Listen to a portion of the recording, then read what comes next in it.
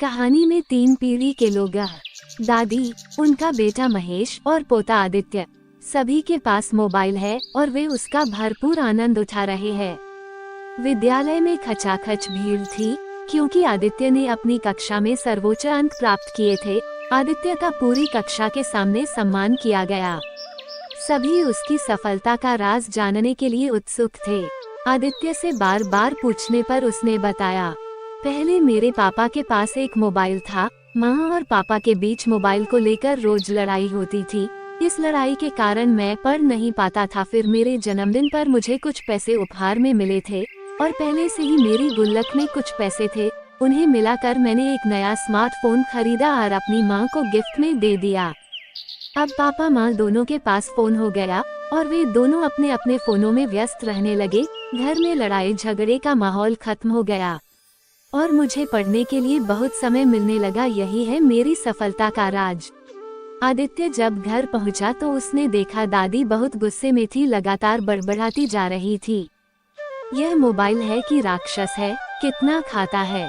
ये हाथों की घड़ी खा गया, टॉर्च खा गया, चिट्ठी पत्रियां खा गया, किताबें खा गया, रेडियो खा गया, टेप रिकॉर्डर खा गया, कैमरे खा गया, कैलकुलेटर खा गया, पड़ोस की दोस्ती भी खा गया, मेल मिलाप भी खा गया, हमारा वक्त भी खा गया, पैसे भी खा गया, रिश्ते खा गया। कमबख्त इतना कुछ खाकर ही स्मार्ट बना है और बच्चे हैं कि इसके दीवाने हो गए हैं। हमारा कहना तो जानते ही नहीं है, कुछ भी बताओ तो झट से मोबाइल दिखा देते हैं। माँ, ये देखो कितना गलत बता रही हो। मैं कहती हूँ बदलती दुनिया का ऐसा असर होगा, आदमी पागल और फोन स्मार्ट हो गए। इससे तो हमारा जमाना ही अच्छा था, फोन वायर से बंधा था, इंसान आजाद था। अरे जब से फोन आजाद हुआ है, इंसान फोन से बंध गया है। उंगलियां ही निभा रही है रिश्ते। आजकल सब टच में बिजी है, इसलिए टच में खो गए हैं। महेश का तो पूरा ऑफिस ही फोन से चलता है। व्हाट्सएप न हो गया, लगता है दूसरा बॉस पैदा हो गया। बच्चे दिन रात फेसबुक, ट्विटर, इंस्टा न जाने किस किस में व्यस्त रहते हैं। क्या क्या कहते हैं, मुझे तो नाम तक नहीं मालूम। अब देखो, आज ही मेरे नाती प्रखर से मिलने जाना था, कितने दिनों बाद आया था। कल फिर अमेरिका लौट जाएगा। बेटी कनिका क्या सोचेगी, मैं उसे कोई गिफ्ट भी नहीं दे पाऊंगी। ऐसे रिश्ते कब तक चलेंगे और रिश्तों के बिना जीवन कैसे चलेगा। तभी मोबाइल देखते हुए महेश आया और उसे देख उसकी माँ का गुस्सा फट पड़ा और महेश को फटकारते हुए बोली, कितनी बार कहा है तुम्हें दिन भर मोबाइल में व्यस्त रहते हो, नहीं तो लैपटॉप या कंप्यूटर पर काम करते हो। प्रखर से मिलने भी जाना था, पर तुम्हें कहाँ समय है। कनिका क्या सोचेगी, मैं उसे कोई गिफ्ट भी नहीं दे पाऊंगी। ऐसे रिश्ते कब तक चलेंगे। अरे माँ, इतनी सी बात। महेश ने हंसकर कहा, तुमने मुझे पहले बताया क्यों नहीं, मैं अभी तुम्हें दीदी से मिलवा देता हूँ। महेश ने वीडियो कॉल लगाया और फोन माँ के सामने रख दिया। कनिका के कॉल उठाते ही उसका चेहरा सामने आ गया। माँ के चेहरे पर मुस्कान की लकीर खींच गई और ढेर सारी बातें हुई। फोन रखने के बाद बोली, तेरे फोन में ऐसी सुविधा भी है, मुझे तो मालूम ही नहीं था। अब तो मैं कभी भी कनिका से बात कर लिया करूँगी। ठीक है माँ, अब बताओ प्रखर को क्या गिफ्ट देना है। ई शॉप के जरिए महेश ने माँ को गिफ्ट पसंद करवाया। माँ ने कहा, अरे वाह, बाजार जाने की भी छुट्टी हो गई, पर पैसों का क्या और गिफ्ट कब तक पहुँचेगी। महेश ने मोबाइल बैंकिंग से पैसे पे किए और गिफ्ट के लिए प्रखर का एड्रेस दे दिया। लो, हो गया माँ। माँ खुश होते हुए बोली, अरे वाह महेश, क्या क्या है तेरे मोबाइल में। बस फिर क्या था, महेश ने फेसबुक, व्हाट्सएप के जरिए अपनी माँ के सारे पुराने फ्रेंड्स, गली मोहल्ले, गांव के साथी, पुराने रिश्तेदार सभी को जोड़ दिया। कुछ किताबें निकली, वह देखते ही माँ ने आश्चर्य से पूछा, इसमें पढ़ाई भी होती है। हाँ माँ, इससे सारी पढ़ाई होती है, जानती हो। आप इससे नए नए प्रकार के व्यंजन मंगवा भी सकती हो और बनाने की विधि YouTube से देखकर सीख सकती हो। ये तो देखने वालों का अपना अपना नजरिया है। कुछ लोग मोबाइल और सोशल मीडिया पर गलत चीजों को तलाशते हैं, समाज को और खुद को हानि पहुंचाते हैं, और कुछ उसका सदुपयोग कर तरक्की की राह पर अग्रसर होते हैं।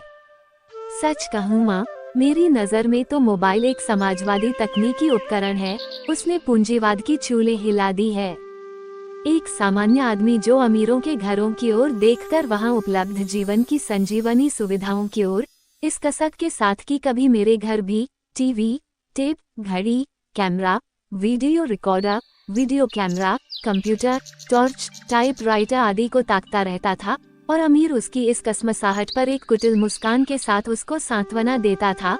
हाँ हाँ, और मेहनत करो, आज नहीं तो कल, नया नहीं तो हमारी उतरन का सामान खरीदने लायक पैसा तुम कमा ही लोगे। और गरीब आदमी मन में लालसा लिए दिन रात मेहनत करता रहता था। मोबाइल के इस अवतरण ने उन पूंजीवादियों को एक बड़ा झटका देते हुए कई सारे गरीबों को ये सभी सुविधाएं कम पैसों में उपलब्ध करा दी। क्या आपने इससे बड़ा समाजवादी आज तक देखा है? ये सुनकर महेश की माँ ने कहा, तो महेश एक मोबाइल आदित्य को भी दिलवा दो, वो भी पढ़ाई करके टॉपर बनेगा। महेश बोले, आदित्य ही क्यों माँ, तुम्हें भी एक मोबाइल ला देता हूँ, जिससे चाहो बात करते रहना। मोबाइल की दुनिया के सैर सपाटे में तुम्हारा वक्त भी अच्छा कटेगा। अगर कोई किसी से पूछे कि तुम्हें किससे सबसे ज्यादा प्यार है, तो वह शख्स एक झटके में कह देगा कि मोबाइल से सबसे ज्यादा प्यार है। मोबाइल में जान बसती है हर किसी की, पति की, पत्नी की, और तो और बच्चों की भी। अब तो बच्चे भी मोबाइल देखकर ही दूध पीते हैं, खाना खाते हैं और खेलते भी मोबाइल से ही हैं। समझ में नहीं आता कि साल भर का बच्चा भी मोबाइल कैसे चला लेता है। शायद अभिमन्यु की तरह वह भी अपनी माँ के गर्भ में ही मोबाइल चलाना सीख जाता है। पर जो भी हो, ये मोबाइल बड़ी मस्त चीज है। अभी कल ही की बात है, मैंने श्रीमती जी से कहा अपना मोबाइल देना, तो जानते हो उसने क्या कहा? कहने लगी, मैं आपके लिए अपनी जान भी दे सकती हूँ मगर मोबाइल नहीं। मैं तो तभी से ही हतप्रभ हूँ कि मोबाइल जान से भी ज्यादा कीमती बन गया है। एक बार एक प्रेमी प्रेमिका एक पार्क में बैठे प्रेमालाप कर रहे थे कि अचानक एक बंदर आ गया और उसने प्रेमी का मोबाइल ले लिया।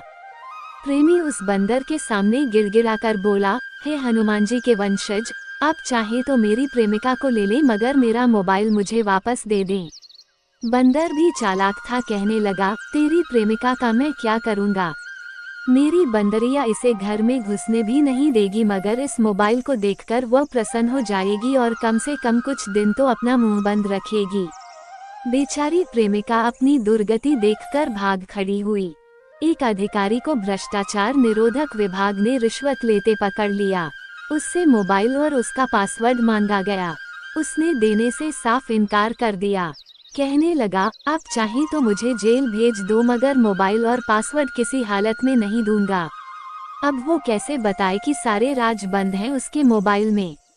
आपके बेस्ट फ्रेंड का मोबाइल भी अगर आपने चोरी से देख लिया तो समझो उसी दिन से दोस्ती खत्म।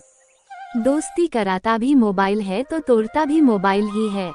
एक लड़के की जान पहचान फेसबुक पर एक लड़की से हुई। मोबाइल माध्यम बना। जान पहचान से बात बढ़कर दोस्ती तक जा पहुंची। दोस्ती से बड़ी तो प्रेम तक जा पहुंची और प्रेम से बड़ी तो फिर शादी तक जा पहुंची। जब उनकी शादी हो रही थी तब उनसे वचन भरवाए गए। लड़की ने कहा, बाकी सारे वचन तो ठीक हैं मगर मैं एक वचन और चाहती हूँ कि मोबाइल का पासवर्ड दोनों एक दूसरे को शेयर करेंगे। लड़का बिफर गया और कहने लगा, ये भी कोई बात है क्या? जितने वचन हमारे शास्त्रों में लिखे हैं केवल वही भरवाइए। जो शास्त्रों में नहीं है वे वचन मैं नहीं भरूंगा। इस पर दोनों में तनातनी हो गई और शादी वहीं टूट गई। मोबाइल ने बहुत सारे घर उजाड़े हैं।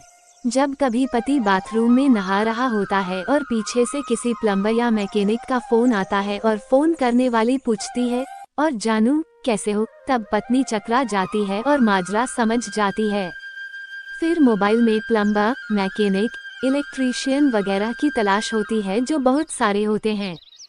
फिर वह बारी बारी से सबको फोन करती है तो उनके नाम पता चलते हैं, सुषमा, सविता, सुमन, सरिता, सना, सलोनी, सलमा, श्यामली, शांति, शैलजा आदि। और उस दिन उनकी शादी का अंतिम दिन होता है। एक थानेदार का मोबाइल चोरी हो गया। चोर पकड़ा गया मगर उसने मोबाइल देने से इनकार कर दिया। थानेदार बड़ा परेशान हुआ। आखिर चोर इस शर्त पर मोबाइल देने को तैयार हुआ कि थानेदार उसके खिलाफ दर्ज सभी फर्ज में एफआईआर लगाएगा। जब थानेदार ने एफआईआर लगा दी तो उसने भी ईमानदारी दिखाते हुए उसका मोबाइल वापस कर दिया। आजकल आतंकवादी भी अब अपना काम करने का तरीका बदल रहे हैं। अब वे प्लेन हाईजैक करने के बजाय किसी वीआईपी का मोबाइल हाईजैक करने की फिराक में रहते हैं। मोबाइल की महिमा अनंत है।